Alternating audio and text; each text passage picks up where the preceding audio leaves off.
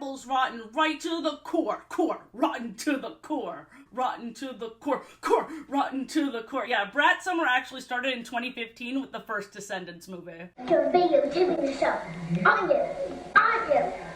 Butt lovers. Welcome back to the Lore series, where we discuss shows and movies no one else is brave enough to. Usually we get a bit more obscure than this, but this was the entirety of my TikTok For You page for a while. It's Jasmine and Aladdin. It's Jasmine and Aladdin. It's Call us Gelatin. So I had to know what was going on. I also went to VidCon, where there was Descendants Rise of Red propaganda everywhere, and you know what? It just caught up to me. I need to know what the fuck is going on. Did you just cuss while talking about movies meant for kids? Yeah, I also smacked an ass pillow. I try to be as upfront as possible that my videos are meant for adults. Let me be goofy. Let me overanalyze media that does not call for it, okay? Let's begin. This is not a conversation. There is so much singing in these movies. I wonder if it can be categorized as an opera. That's actually my second favorite kind of opera. My first favorite is Opera the web browser and the sponsor of this video. As I'm sure you guys know, I spend 99% of my time on the internet, which includes my very silly career as the tiny woman on your screen. Opera makes my time online both more productive and more fun. From their sidebar that keeps Spotify playing, no more accidentally closing my music tab with the built-in player. Speaking of free built-in features, Opera also has its own ad block and VPN. It keeps my browsing more private and secure. The fact that it can also group tabs and keep videos playing while browsing makes all other browsers seem stuck in the past. Those are cave people browsers, while Opera is the future. But wait, there's more! I'm not exaggerating when I say I'm obsessed with lucid mode. It makes videos so much sharper and clearer. I will never be able to watch my own videos the same. Look, before, and after. Why does that look so much better? That is what you will continue to say with Opera. It just makes browsing better. Download Opera for free using the link in my description or in my pinned comment. Thank you so much to Opera. Now back to the video. I'm rocking to the core,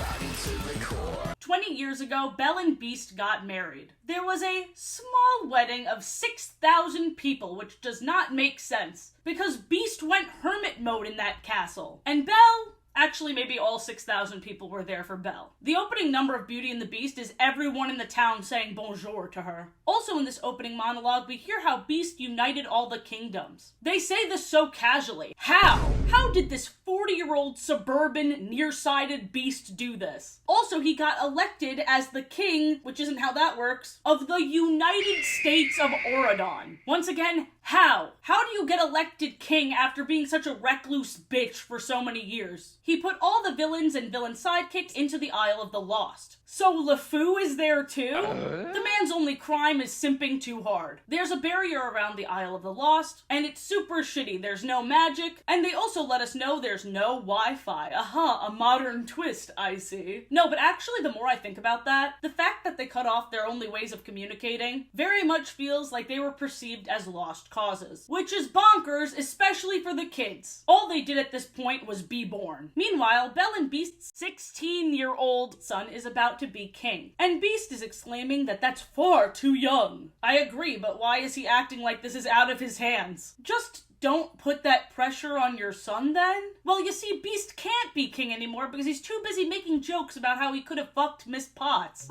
You decided to marry me. It's either you or a teapot. Instant divorce. I don't care. Belle hated that shit so much, and I don't blame her. The young prince named Ben tells his parents that he wants to bring the children of villains away from the Isle of the Lost so they have a fighting chance of being good. He decides to start with the children of Jafar, Cruella de Vil, the Evil Queen, and Maleficent. How do they know about these kids' existence? Do they keep tabs on all of them? When Beast hears this, he yells, Maleficent! So clearly he still needs to get his anger issues in order, but they confirm that these villains are the worst, and Maleficent is the worst of all. Cut to the evil kid singing Rotten to the Core. I was 17 when this movie came out, and I remember hearing this song in commercials and hating it for some reason. It's pure camp. I was in my I hate everything phase, apparently. Boo, younger me, boo! The song ends with them stealing candy from a baby, but Maleficent is like, Biological warfare is much more sinister, and she's right, but damn. Let's talk about the casting. This is something I usually fail to mention when I'm too immersed. Mal is Maleficent's daughter, played by Dove Cameron. Jay is the son of Jafar, played by Boo Boo Stewart.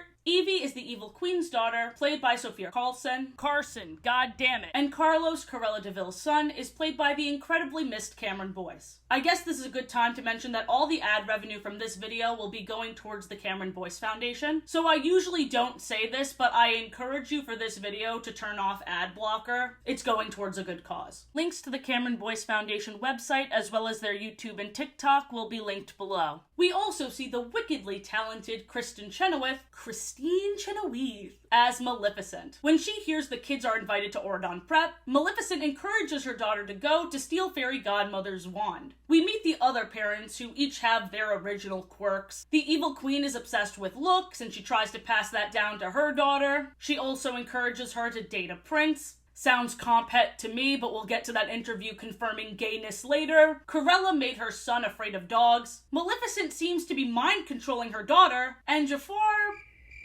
I don't know. He actually seems pretty chill. Like, they show him stealing, but that's not equal to the other stuff at all. Other than prepping his kid for a life of crime, he seems like a pretty good dad, maybe? The kids get limo service to the school, and the bridge to Auradon appears out of thin air, because magic apparently exists right outside of this border, as if to taunt them. Magic is what allows Maleficent's spell book to work for Mal, and also the evil queen's hand mirror that's able to find anything works as well. Why wouldn't the good guys confiscate these items? Especially since this mirror shows that Fairy Godmother's wand is in the Museum of Magical Items, which include villain stuff as well. Very convenient that the evil queen somehow was able to keep the very thing she's known for. Anyway, they couldn't get the wand from the museum, but it's kind of incredible that they didn't get caught. I'd say it's stupid that there's only one guard in this museum, but Auradon is not used to crime, so this kind of checks out. And while Auradon is not used to crime, these villain kids are not used to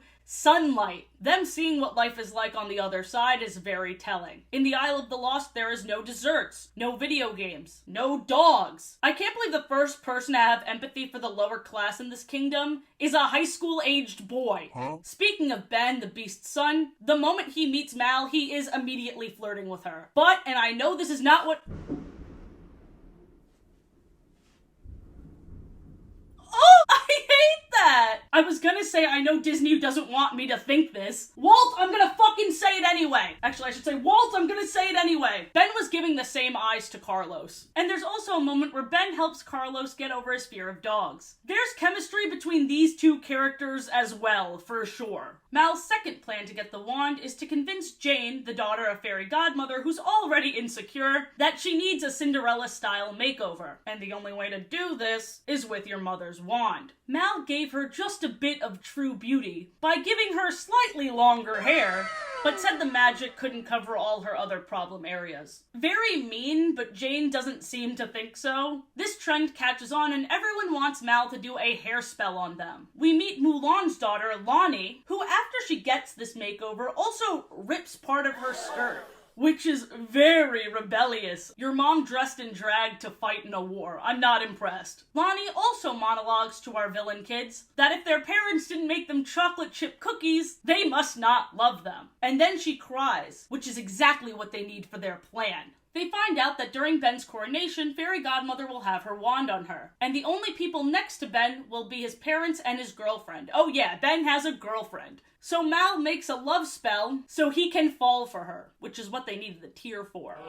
Jay and Carlos learning about teamwork on the school's tourney team is very sweet, but unfortunately it's rushed for this creepy love story, where Ben, under a love spell, breaks up with his girlfriend Audrey, who luckily wasn't into him anyway, but Ben confesses his love to Mal through song that everyone in the school backs him up for. So I guess no one liked Audrey. Again, I would feel bad for Audrey, but apparently she didn't even like Ben anyway. And she kisses a guy that Evie was starting to pursue. Bruh. The love stories, heavy air quotes on love, move so quickly because guess what? Evie is now dating the son of Dopey named Doug. Sure.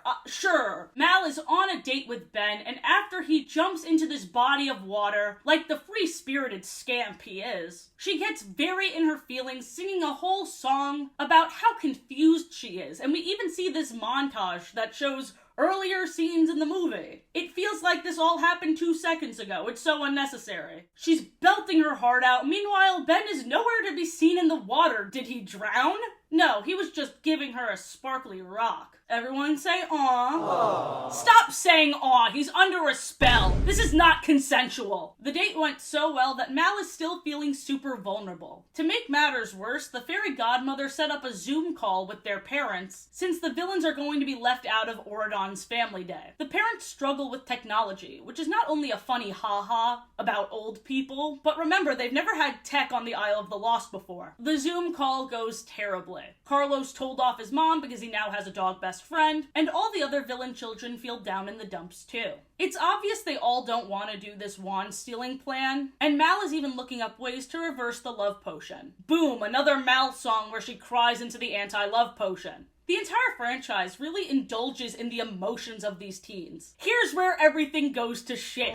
This series of events pisses me off so much. So at Auradon's family day, Sleeping Beauty's mother freaks out at Mal. Just looking at her Maleficent adjacent face gives this woman PTSD. I know that sounds like an exaggeration, but this elderly lady is literally talking about mourning her daughter. Very intense. This lady deserves an Oscar. No one else in this entire movie has acted harder than she has. This next part is where it gets ridiculous. So this guy, Chad, Cinderella's son, the same loser who led Evie on, goes on a whole tirade against the villain kids. Specifically going after Evie, who did nothing to him. Doug, who defended her earlier in the movie, said nothing. Instead, Jay had to be the one to defend her after Chad slapped the mirror out of her hand. Chad starts the insults first, Chad starts the physical fight first, and when it escalated, Evie used some sort of perfume potion to knock Chad out for about 2 seconds. Everyone except Ben is convinced that it's the Rotten to the Core group's fault. Actually, the Beast said it was Ben's fault. He said it was his own son's fault for wanting to redeem them. Ben can't catch a fucking break in all of these movies. The Beast and Belle are awful parents. Like, hey, let's not shit all over Reformation. That's the only reason why you're king, dude. And if you do have a problem, there's a very easy solution here. Don't make your son king yet. All his decisions carry so much weight, everyone is constantly making him question himself, even when he's right. This next scene made me feel like I was missing a whole chunk of the movie. I rewinded because I thought I missed a scene. Mal, Evie, Carlos, and Jay are sitting at a picnic table just a few feet away from the other Auradon kids, who are awkwardly standing there and pacing. The teachers and principal didn't do any de-escalation. How much later in the day is this? So Ben goes to check on them. When Doug walks over, I thought he was going to do the same thing. But instead, for whatever reason, Doug is now Chad's bitch. Once again, he stood up for Evie against Chad earlier in the movie. What has happened since then? At first, I thought it was cute that the evil queen's daughter got with Dopey's son, but turns out he got the stupid from his dad. Get away from Evie, you flip-floppy traitor. You know who's even worse? Jane. Oh my god. This entire time she acted like their friend, and now all of a sudden she got in Mal's face and said, he's never gonna make a villain queen. And she's cackling with the mean girl. Was there a deleted scene or something? I don't understand why this happened. They didn't know about the love potion or her initial plan to steal the wand. No information was revealed. They just needed to justify the villain children maybe wanting to steal the wand again. Mal takes back the hair makeover, completely understandable, and then the main characters strut as their theme song plays. I'm rotten to the core. Now we're at the coronation, and Mal tries to give Ben the anti-love potion cookie, but he admits that the original love potion wore off in the enchanted lake during their date. He didn't feel betrayed, probably because he wanted to break up with his girlfriend anyway. She didn't admit that she gave him the love potion to steal the wand. He just believed she had a crush on him. Which, hey, guess what? Still not a good reason to drug someone, Ben! I feel like I shouldn't have to say that. Snow White is a news reporter, and she randomly roasts Jane's hair. Normally, I would point out how this characterization of Snow White makes no sense. Why is she casually bullying a teenager? But because it's Jane, I'll let it slide. Wait, they have the exact same hair. What is she talking about? I think now that the crown is being passed down, it's a really good time to talk about it. Dude, this prop in particular is ass, and not in a good way. Very stinky. Why didn't they attempt to at least make it look like metal? Like, I get that they wanted Beast's face on it, but this is Disney. We couldn't have done better than this. I will say, I have no idea why I'm like this, but my anxiety peaked during this coronation. I was like, ooh, will they or won't they steal the crown? The suspense was killing me. I still don't know why. But the moment a hand snatched it and we didn't see who the hand belonged to, I knew it wasn't anyone from the core 4. So Maleficent got to Auradon because whoever took the wand accidentally freed her. And as if I didn't have enough of a reason to hate Jane already, they gave me another one because it was her. She tried snatching her own mom's wand because she's insecure. Mal disarms Jane because her plastic surgery attempt almost got everyone killed. But once Mal had the wand, she hesitated. And she explained to everyone that her mom put so much pressure on her so she doesn't have a choice. But Ben, with the power of being a guy she's into, changed her mind. Wow. Actually, the goodness inside her was telling her to be good, so she just had to listen to her heart, apparently. And I want to listen to my heart too. My heart is telling me to buy the dress that Mal is wearing, but I couldn't find it anywhere. I'm obsessed with this. I can throw an embarrassing fit about this. But instead, I will choose to be demure. Okay, topical reference. Sorry for that monologue, but speaking of monologues, Mal's whole I wanna be good monologue took an extremely cringy turn when she starts to speak for all of her friends. Jay, you're a rock star out in that field. Get your head in the game. And Carlos, you befriended a dog. Ironic, huh? And Evie, you're such a talented designer, and you don't need a boyfriend. I'm dropping character because that's actually the best thing she fucking said, and I thought that that would lead to Doug being dropped. But no.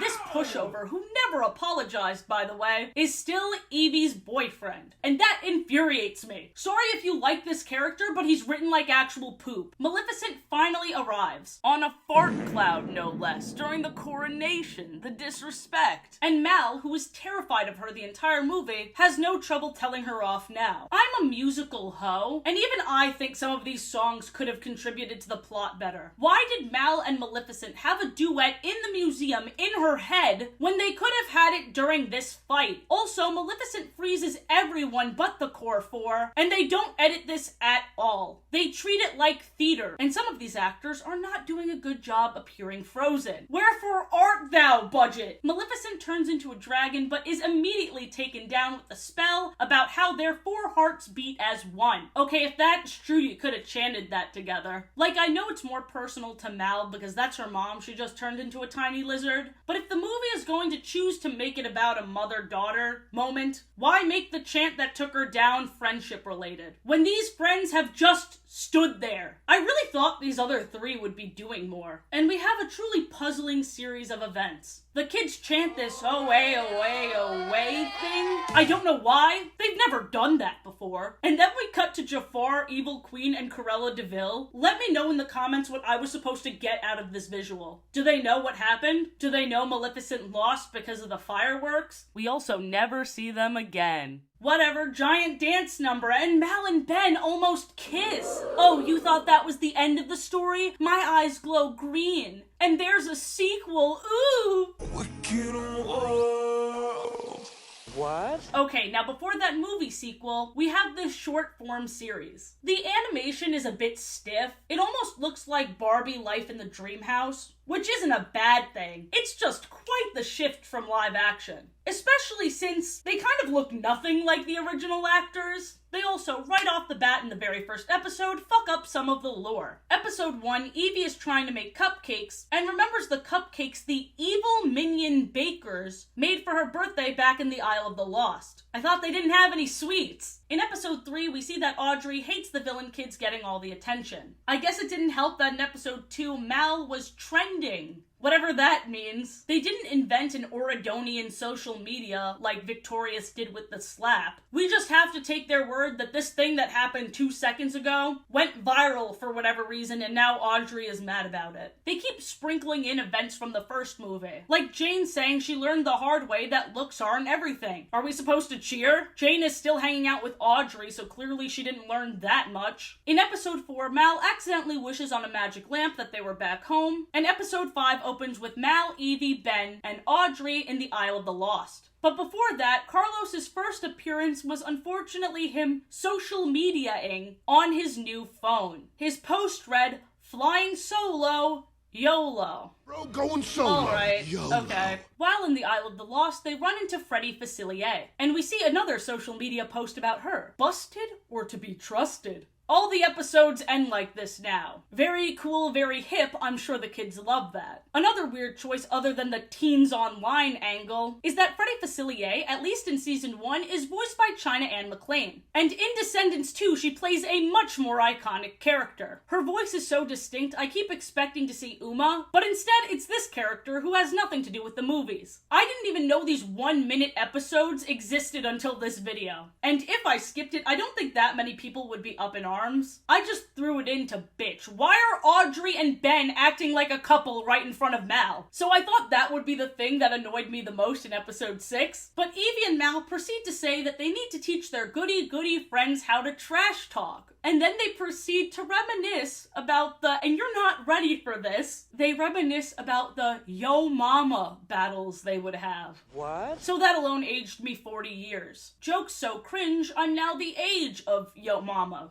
But don't worry, it gets worse. They demonstrate some of these jokes. Your mom's so weak, old ladies help her across the street. Your mama's so weak, instead of poison apple, she make apple pie. Your mom's so soft, the only spell she casts are crying spells. Oh my god, oh no, I don't like that. Ben invites Freddie to attend Oridon Prep, and when Freddie talks about her dad, Dr. Facilier, she says he always forgets her birthday. And she makes it sound like he's an awful father, but in Descendants 3 with her younger sister, he seemed like a great dad. In episode 9, we meet Allie, Alice in Wonderland's daughter, which is especially interesting because they didn't invite anyone from Wonderland into the school until Descendants 4. First song of the series was in episode 9, and it was decent. Similar poppy vibe to the rest of the Descendants music, but the animated choreo really is something.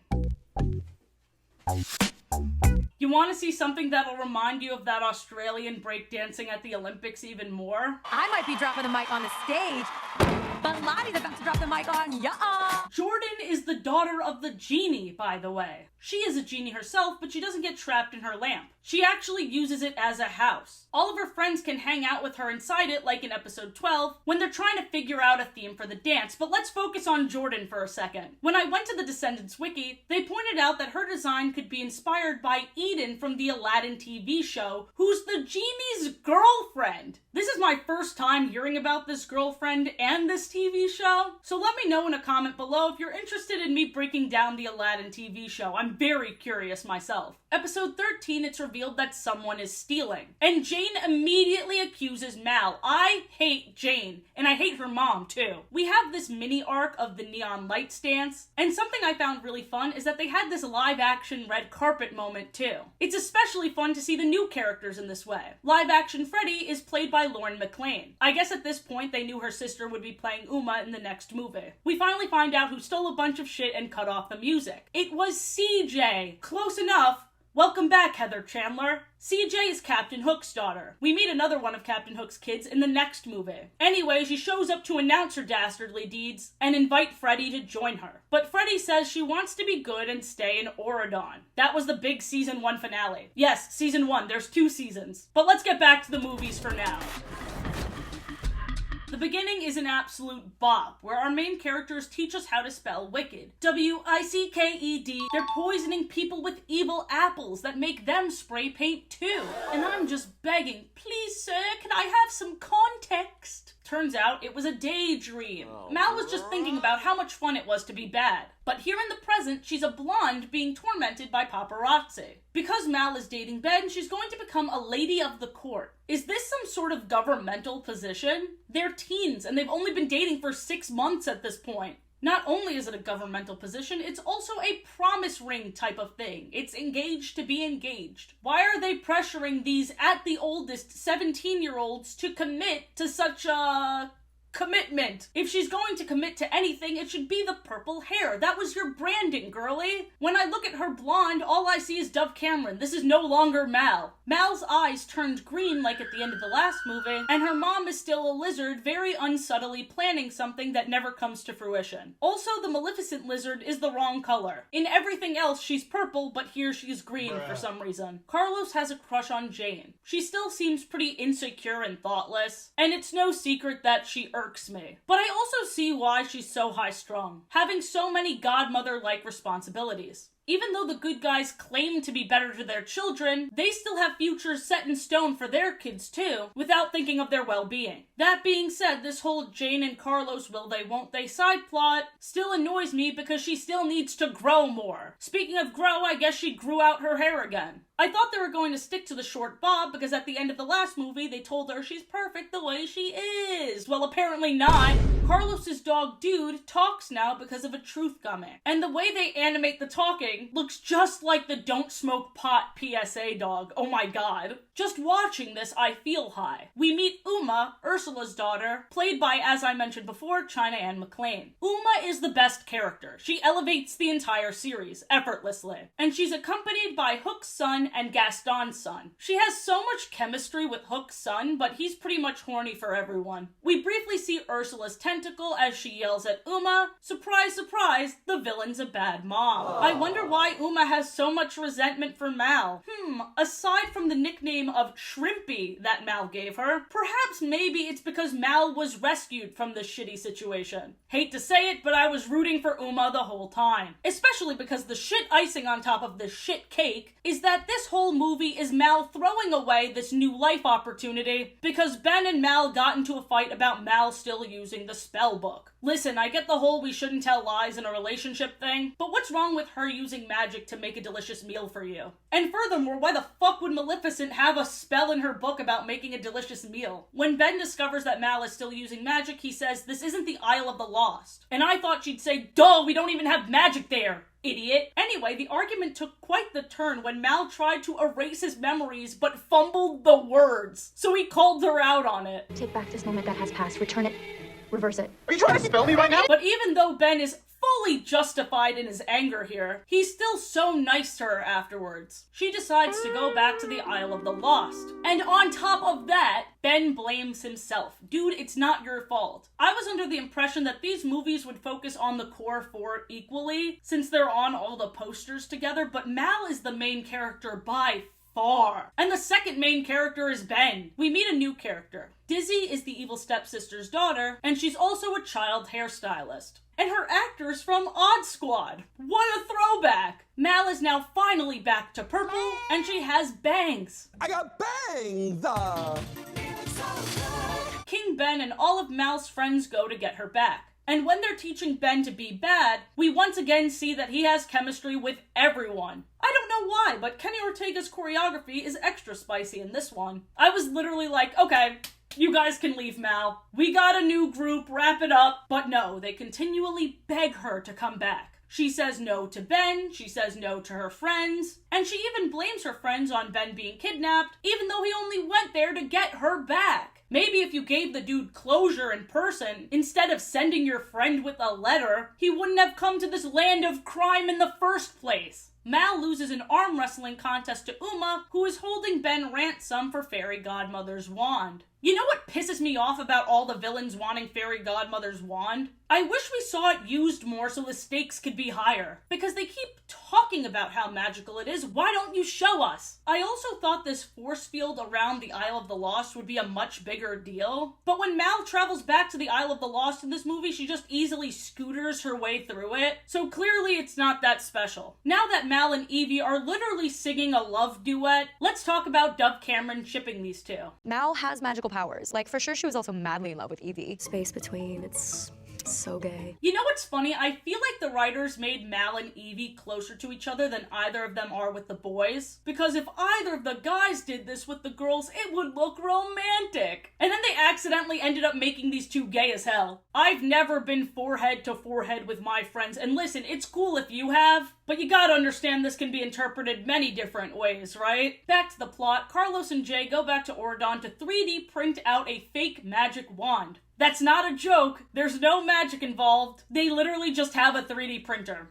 Lonnie, the daughter of Mulan, overhears this plan and joins in because, I forgot to mention this, Lonnie, despite being an amazing fencer, is not put on the team due to sexism. Not Mulan's daughter having to prove that women can be strong Again. Listen, it seems like people even in real life will never learn this lesson, so let's just keep hammering that point home. They begin to wrap up her story by having her sword fight the bad guys alongside our main characters. And by the end of the movie, Jay makes her captain of the fencing team. But then we don't see her at all in Descendants 3, which is a bummer. Back to Uhhh. She tells off Ben because he didn't get her off the aisle too. Ben said that was his plan all along, but I mean, you didn't tell any of the people there that. Probably should have. Probably would have given them some hope. Uhhh doesn't trade back Ben until she sees that the wand works. And since there's no magic in the Isle of the Lost, Mal can't just cast a spell to convince her. But for whatever reason, the dog still talks here, so she uses that as proof. Uhhh believes them and a huge sword fight breaks out, and the fight choreography is fantastic. I especially like the part mid-fight where Ben matches Captain Hook's son's freak.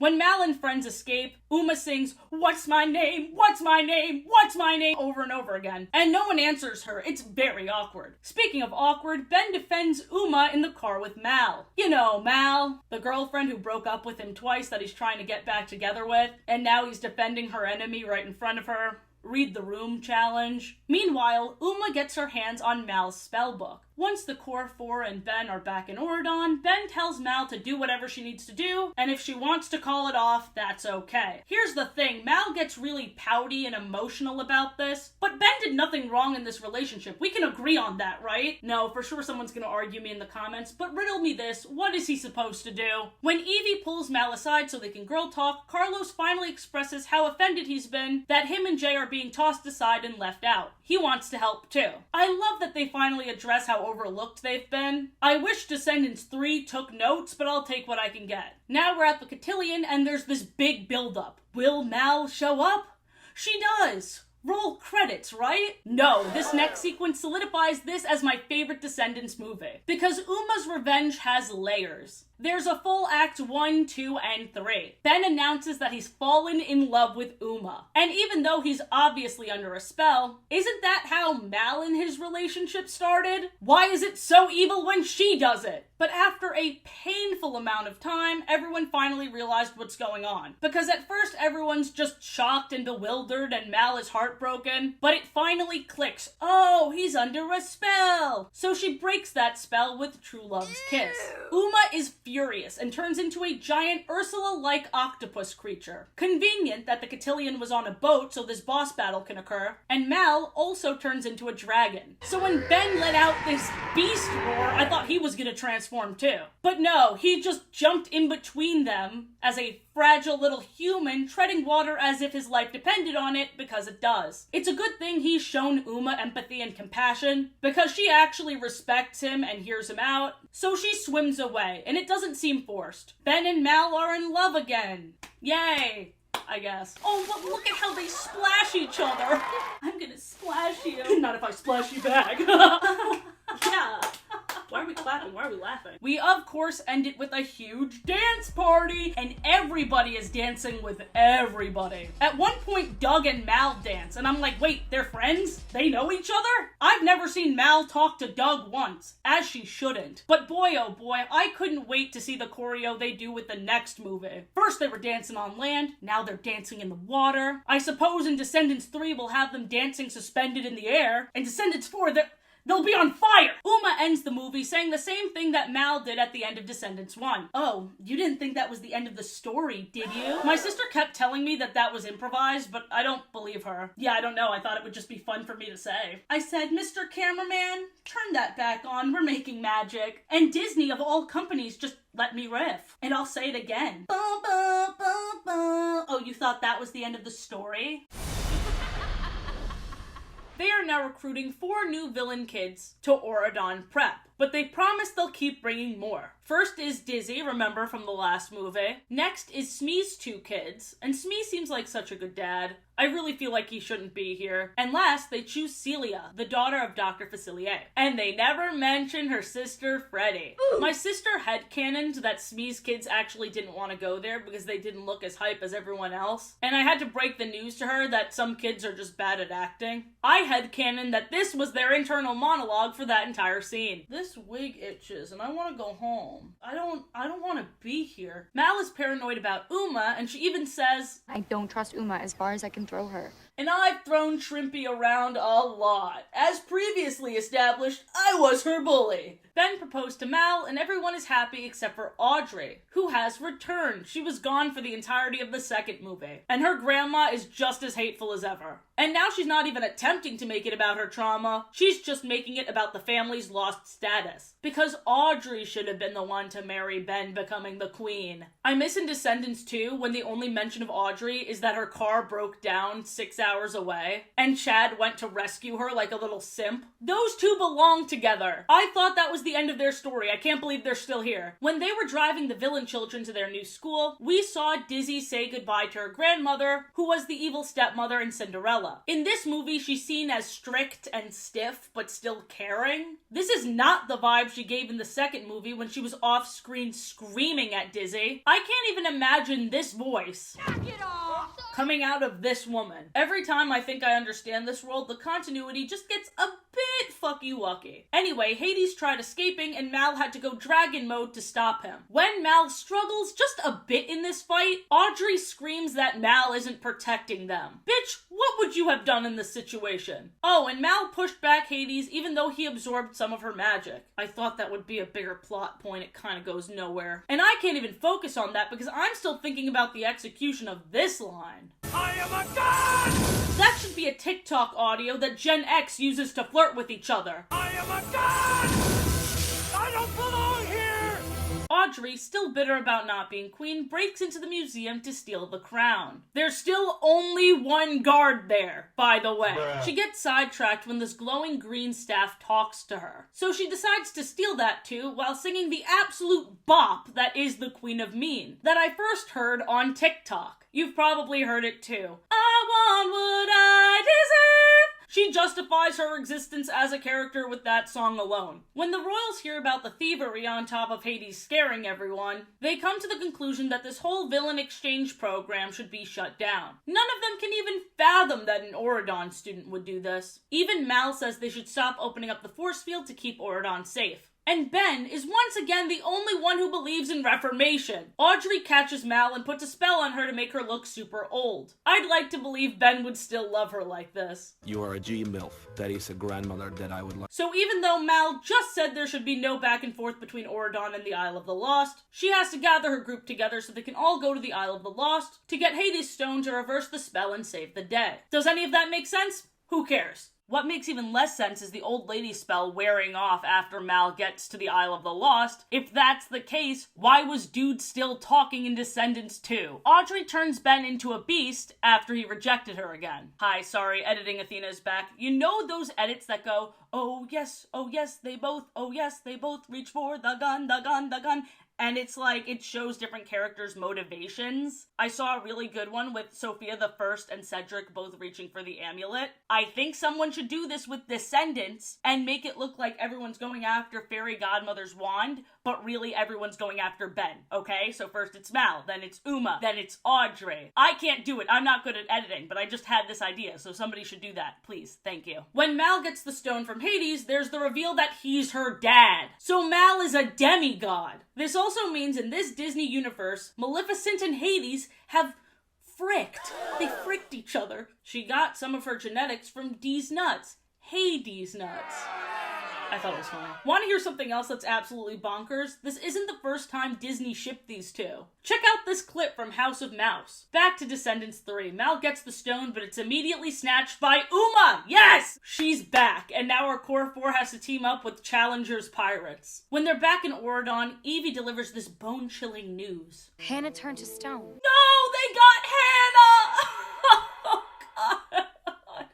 Who is Hannah? Even the wiki doesn't know who Hannah is. Another bop I heard from TikTok pops up as they're fighting these knights. This is my crew, this is my squad, this is my turf, oh my god. The way it keeps cutting to Audrey screaming at this crystal is really starting to piss me off though. She's doing nothing but watch them in the crystal and react to what our group is doing. I need an in-person fight soon. But no, we have to pause the plot for Evie and Doug to kiss. Is his full name Doug'sn't do anything? because the dude doesn't do anything. Doug is only there to piss me off. I wouldn't have this animosity towards him if he just said sorry in the first movie, genuinely. They also have no chemistry, so that doesn't really help. Uma and her pirates in our group are finally friends. Until Mal confesses she was going to prevent them from going to and from the Isle. Why did she confess this, you ask? Dude, I don't know. Disney just made her do this so that Dove Cameron can have another solo about how she fucked up again. Look at the drama. Look at this power ballad. She, in dragon form, defeats Audrey. The fight also involves Hades' rock. Lot of drama with Hades' rock. It doesn't work in water, except for when it does. They bring Audrey back to life by entrusting Hades, and Hades brings up a really good point. Why aren't they throwing Audrey in the Isle of the Lost? The whole eternal damnation thing seems really inconsistent. Even after Hades' good deed, and him looking hot as hell doing it, he's still taken away in handcuffs. Mal and him share a father-daughter moment. In my script I wrote, it was very upsetting. I don't know why I wrote that. I think it's just like, I can't relate. I don't get the scene. When Mal is at her engagement party, she once again confesses everything to everyone, for absolutely no reason. About her plan to close transportation. The fact that her father is Hades. I thought she'd keep going. And I stole a pencil sharpener when I was 12, and I shoved Uma in a locker when I was 9.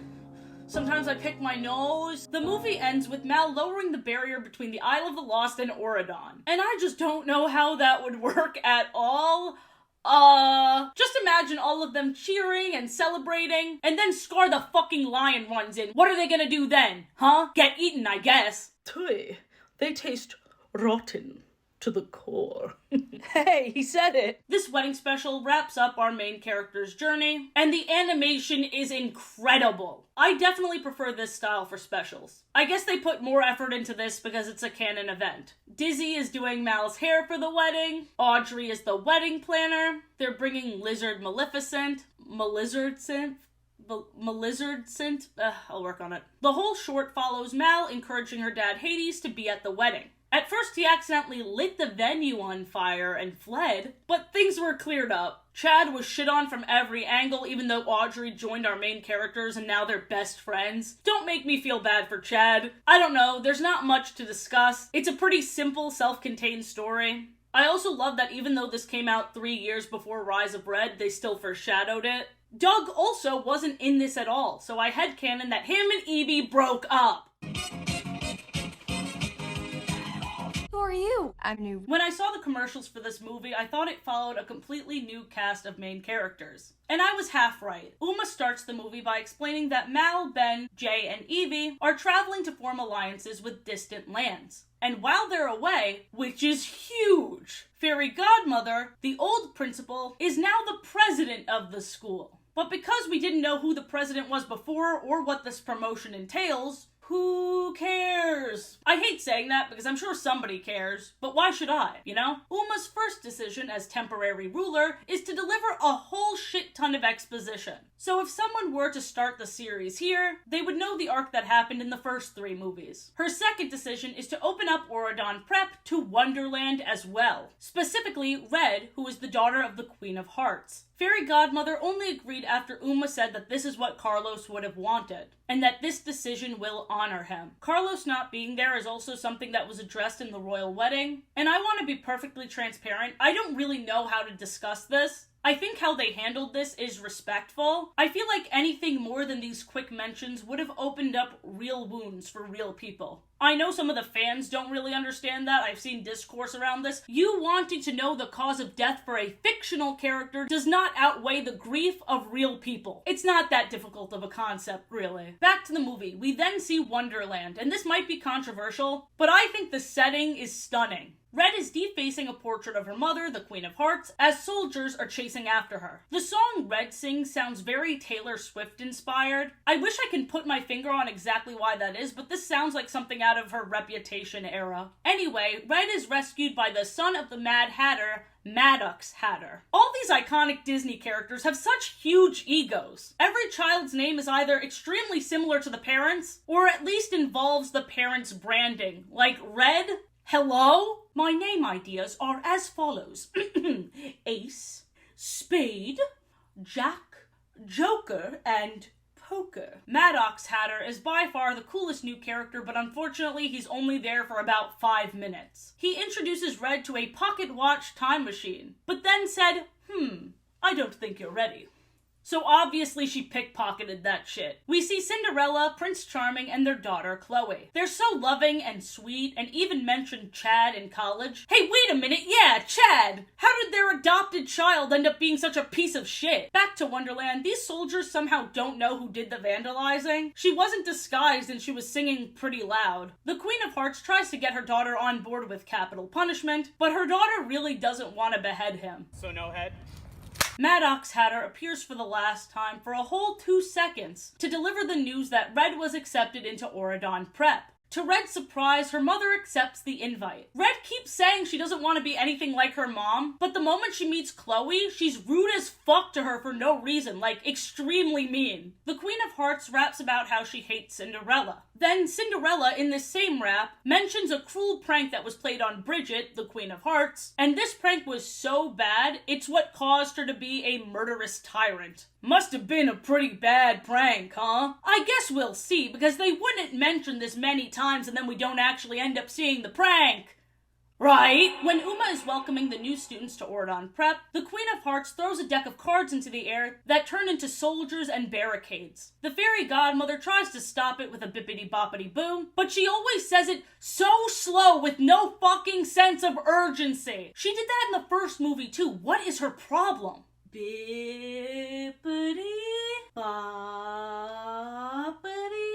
I sure hope someone doesn't stop me from saying the last word. The Queen of Hearts slices the wand in half, which is honestly pretty metal. Without that wand that the fairy godmother doesn't even know how to use, half of the conflict wouldn't have even happened. So better off, I'd say. The Queen of Hearts shows Red through this looking glass the future, and Red sees herself on a throne next to her mother. And even though, once again, Red claims she doesn't want to rule with her mom and she doesn't want to be anything like her mom, when Cinderella doesn't bow down, she declares treason. Why would she declare it treason if she doesn't want to be like her mom? It's because Cinderella said her angry word. Cinderella was trying to reason with the Queen of Hearts and said, even your daughter knows it's wrong. She can't do it. And the moment the word can't escaped Cinderella's lips, Red looked pissed. She saw red, if you will. She did immediately regret it and reach for her pocket watch time machine, but because Chloe grabbed onto her as well, they both traveled back in time. To a time before Auradon Prep was even called that. It was actually a magical school where the principal was Merlin the Wizard. So this magic must have gotten pretty out of hand for it to be discouraged and not taught in the present. I wonder if we're going to see any of this bad magic. But first, Red and Chloe have to become friends through a song. It was very forced. Their friendship from beginning to end made no sense. Red was a complete asshole the entire time without a sorry in sight. Chloe was convinced if she went back in time to change the past, she must be a good person, but she's doing it for her own self-interest. Red just wants a mom that isn't an asshole. I would argue that Red isn't a good person. Then Red and Chloe met their moms when they were in high school. Bridget is literally the nicest person ever. How bad could this prank have been? I can't wait till they show it so I can fully empathize with her. Oh wow, she's giving out cupcakes. Oh, there it is! The reason I made this whole video. College gelatin. I'm sorry that because of these two, we didn't get the Tiana solo, but I'm holding out hope that maybe this is because Tiana or Tiana's daughter will be a bigger character in the future.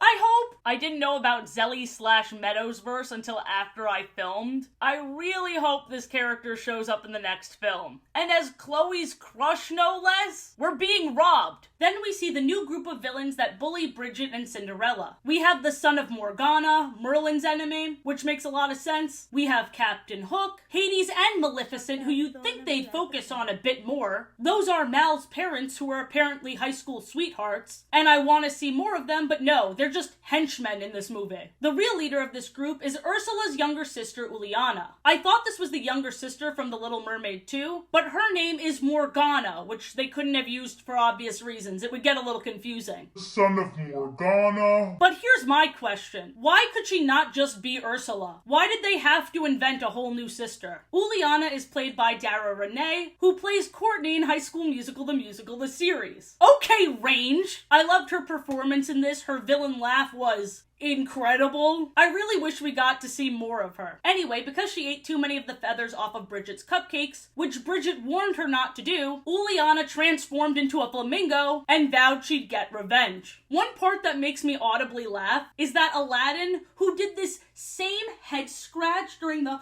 Call Us Aladdin, was scratching his head the same way when Uliana was transforming into a flamingo terrifyingly. Dude does not give a shit. Now is not the time for your fuckboy tendencies, Aladdin. One half of the notorious Jaladin. I'm going to speedrun the rest of this because the plot drags. They have one objective, and it's to stop this group of villains from embarrassing Bridget at the dance. Because of the animosity the Queen of Hearts felt for Cinderella, I thought we'd witness that backstabbing, but no. When they successfully stop the villains by getting Merlin to give them detention, they don't even stay for the dance. You know, the dance they've been talking about this whole time, they just go back to the present. Oh, and by the way, they could have used this time machine at any time. So that one moment they got Cinderella in trouble with their stepmother, they could have went back and stopped that too, but they didn't. So now they're back in the present, and the Queen of Hearts is good now. That's truly all it took. In the other movies, there's usually a subversion or another problem that arises, but this one just ended. The only thing that gave me a bit of hope was Uma at the end saying they messed with the fabric of time, which I don't even know how she knew about that, and she also says that there's still more to the story. So she got to say that again. Anyway, this was my least favorite of the movies by far. My favorite is Descendants 2, then Descendants 3, then Descendants, and then this one. I still have faith because the first one was my least favorite of the original trilogy, and then Uma brought it to the next level, so I'm hoping in the next movie Red will start disappearing, because she can't exist as she is with all that trauma if her mother was never mean and nasty and evil. Her changing the fabric of time should change her whole existence. That's what I think they're getting at. I also think Neverland will be introduced. It'll be super cool if they bring it together like this in the second movie of this second trilogy, but still, that doesn't really excuse the lazy writing choices in this one. They showed enough for me to be interested in these new aspects of the world, and also Auradon's complicated history and relationship with magic, but the end really pissed me off. There shouldn't be a whole other movie or two to justify that. It should just be better. Part 2. I bet you forgot about the series of shorts, but we gotta talk about Season 2. Season 2 picks up right after the Neon Lights dance, and the girls are having a sleepover. So of course they sing a song about would you rather and have a pillow fight. I'm not joking, by the way. They sing a bunch of would you rathers, and we never hear their answers. Smooch to a frog or drop your phone into a bog. No, this is the shit that's really gonna piss me off. It's not would you like to do this, it's would you rather. You can't— The Auradon students introduced the VKs. By the way, that's what they call the villain kids, VKs. I love that I waited till now to tell you that. Anyway, they introduced the VKs to the Jewel Ballet. This is a ceremony where you get your jewel once you prove you're good. At one point, even the villains and their kids had jewels, but Auradon confiscated them. The VKs are justifiably weirded out. They literally say, well, thanks for giving it back to us, I guess. But Mal's jewel was hidden in the Isle of the Lost, so she wouldn't be getting one. So she has to go on a quest to find hers because she doesn't want to be even more isolated from her peers. In episode 4, she goes to the Isle of the Lost with Freddy, but they have no luck finding her jewel. She takes back this piece of jewelry instead, but it makes her evil. Just like last season, we have this looming mysterious presence that will be revealed later. This time it isn't CJ, but I sure hope she comes back because that whole thing was so anticlimactic. They didn't even try to catch her, so is she still in Auradon? Remember, this all takes place after season 1 and before the other 2 movies, so the bridge between Hero Land and Villain Land is not yet opened. Jane officially had character growth in season 2 when she witnessed a possessed Mal committing horrific acts, such as stealing, paint bubbles, and making them dance. Instead of Jane turning on her like she always did, she hosted a little intervention. So turns out Mal's jewel was in the necklace, but Maleficent put a curse on it. Typical! Oh, and the reveal of the mysterious dude was by far my favorite part of this entire short series. Allow me to introductory myself. Based on that, whose kid do you think he is? He is Zevon, son of Yzma. Was not expecting Emperor's New Groove to be brought up, but I love it. Also love that her decrepit ass has a teenage son. Never stop getting ass, Granny. You are a G MILF. Zevon steals the jewels, puts them into Jafar's staff that he stole from the museum, animates and clones Geppetto's puppets to use as his minions, and brings CJ back as a sidekick.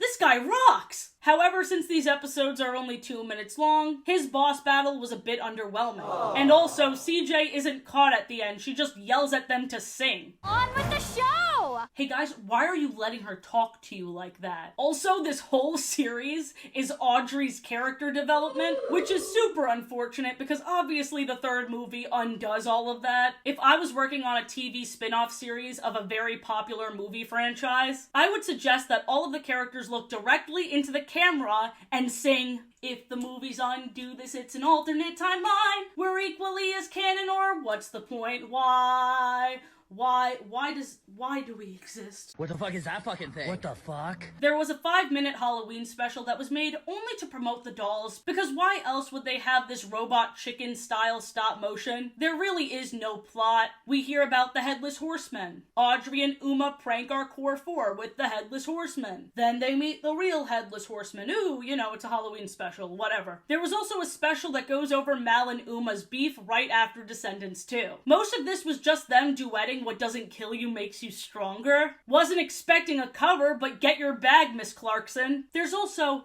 so many books. But I decided I'll cover those books in a part 2. You didn't think that was the end of the story, did you? There's gonna be other movies anyway, so I know this isn't the end. Disney is really good at having way too much to cover. I'm also making a part 2 of my Tinkerbell video, which was a part 2 of the Jake and the Neverlands video, since I missed a whole book series and there's more books coming out right now anyway. So we have even more fun to look forward to, butt lovers. I really hope you enjoyed. This Saturday, I believe, I am ranking your crack ships, so that should be very fun. See you then. Be sure to subscribe. Bye!